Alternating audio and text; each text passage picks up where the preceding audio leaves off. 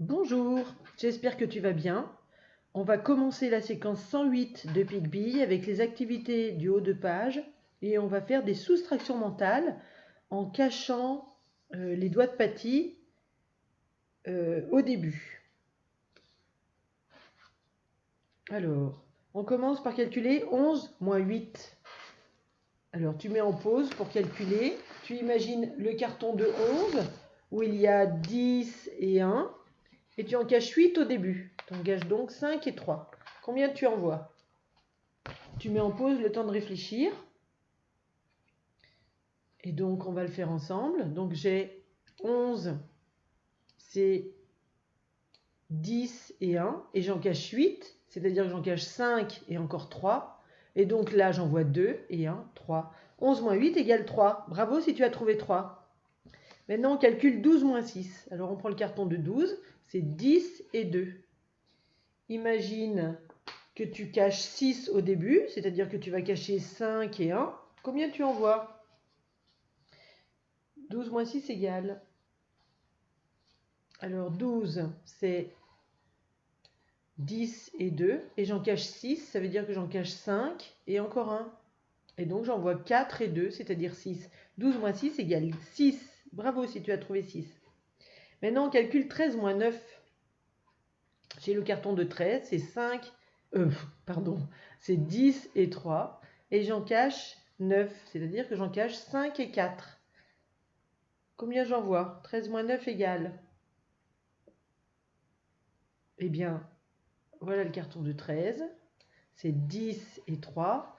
J'en cache 9, c'est-à-dire que j'en cache 5 et 4. Donc là, j'en vois 1 et 3, ça fait 4. 13 moins 9 égale 4. Bravo si tu as trouvé 4. On va calculer 11 moins 7. Alors, j'ai le carton de 11. C'est 10 et 1. Et j'en cache 7 au début, c'est-à-dire que j'en cache 5 et 2. Combien j'en vois? Alors 11, c'est 10 et 1. Et j'en cache 7. J'en cache donc 5 et encore 2. Et donc j'en vois 3 et 1, 4. 11 moins 7 égale 4. Bravo si tu as trouvé 4. On calcule 13 moins 8. Alors le carton de 13, le voilà caché. C'est 10 et 3. Et j'en cache 8, ça veut dire que j'en cache 5 et 3. Combien j'en vois? Alors, 13 moins 8, c'est 13, 5 et 3. J'en cache 8, 5. Pardon, 13, c'est 10 et 3. J'en cache 8, c'est 5 et 3. Et donc, j'en vois 2 et 3, 5. 13 moins 8 égale 5. Bravo si tu as trouvé ça. On calcule 11 moins 9. J'ai 11, c'est 10 et 1. Et j'en cache 9 au début. Combien j'en vois? On regarde. 11, c'est 10 et 1. Et si j'en cache 9, c'est 5 et encore 4. Et donc j'en vois 1 et 1, 2. 11 moins 9 égale 2. Bravo si tu as trouvé 2. On va calculer 14 moins 8. Alors 14, c'est 10 et 4. Et maintenant j'en cache 8 au début, 5 et 3. Combien j'en vois? Alors on regarde 14. C'est 10 et 4. Et j'en cache 9. C'est-à-dire, j'en cache 8. C'est-à-dire que j'en cache 5 et encore 3. Et donc j'en vois 2 et 4, 6. 14 moins 8 égale 6. Bravo si tu as trouvé 6. On calcule 12 moins 9. Alors je cache le carton de 12. C'est 10 et 2. Et j'en cache 9 au début. 5 et 4. Combien j'en vois? Eh bien 12. Hop. 12, c'est 10 et 2. J'en cache 9, ça veut dire que j'en cache 5. Oups, 5. Mais pourquoi il ne me suit pas? Voilà, 5 et encore 4. Et donc j'en vois 1 là. Et 2, ça fait 3. 12 moins 9 égale 3. Bravo si tu as trouvé 3. On va calculer 16 moins 9. Le carton de 16, c'est 10 et 6. Et j'en cache 9 au début. Combien j'en vois? Alors, 16, on le regarde. Non. Donc 16, c'est 10 et 6. Et je vais en cacher 9. Donc j'en cache 5 et encore 4. Donc j'en vois 1 et encore 6. Eh bien, ça fait 7. 16 moins 9 égale 7. Bravo si tu as trouvé 7. On va calculer 17 moins 11. Alors 17, c'est 10 et 7. Je vais en cacher 11. Ça veut dire que je vais en cacher 10 et 1. Combien j'en vois? Alors, 17, on le regarde. C'est 10 et 7. Et j'en cache 11. Ça veut dire que j'en cache 10 et encore 1. Donc là, au lieu d'en voir 7, eh bien, j'en vois 6. Donc 17 moins 11 égale 6. Bravo si tu as trouvé 6. Et pour terminer, on va calculer 19 moins 13. Alors ici, j'ai 19, c'est 10 et 9. Et j'en cache 13, c'est-à-dire j'en cache 10 et 3. Combien j'en vois?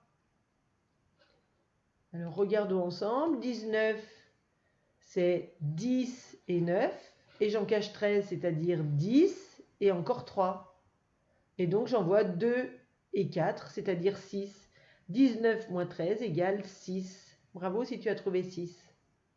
Maintenant, on va continuer au brouillon avec les groupes. Tu te souviens, on avait appris à calculer combien ça faisait de jetons en tout. Si on avait par exemple 5 groupes de 5, ça fait 25, ou bien 6 groupes de 2, ça fait 12, etc.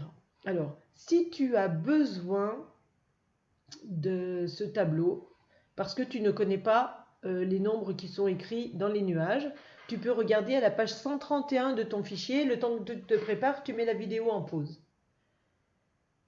Et puis, si tu connais les résultats par cœur, eh bien, tu vas le faire juste en regardant. Non, hop là. En regardant le tableau. Tu peux t'aider du tableau, mais tu vois que dans les nuages, j'ai effacé. Non, c'est trop grand. Alors, voilà. Alors, écoute bien et tu dis le nombre à l'oral. Combien y a-t-il de billes en tout dans 10 sacs de 10 billes? Combien y a-t-il de billes dans 10 sacs de 10 billes? Combien ça fait 10 fois 10? Eh bien, ce n'est pas dans le tableau, évidemment. Il faut imaginer 10 groupes de 10, 10 dizaines. Et donc, ce nombre, c'est 100. Bravo! Tiens, je vais l'écrire parce que... non, pas ça. Je vais l'écrire là. Donc 100, c'est 10 dizaines et 0 unité isolée. 100. Il faudrait que j'efface le reste. C'est embêtant ça. Ou bah tu regardes pas pendant que tu calcules. Parce que sinon c'est trop compliqué pour moi d'effacer. Maintenant écoute bien. Combien y a-t-il de bonbons dans 5 sachets de 10 bonbons? Combien y a-t-il de bonbons dans 5 sachets de 10 bonbons? Eh bien, 5 sachets de 10, c'est 5 dizaines.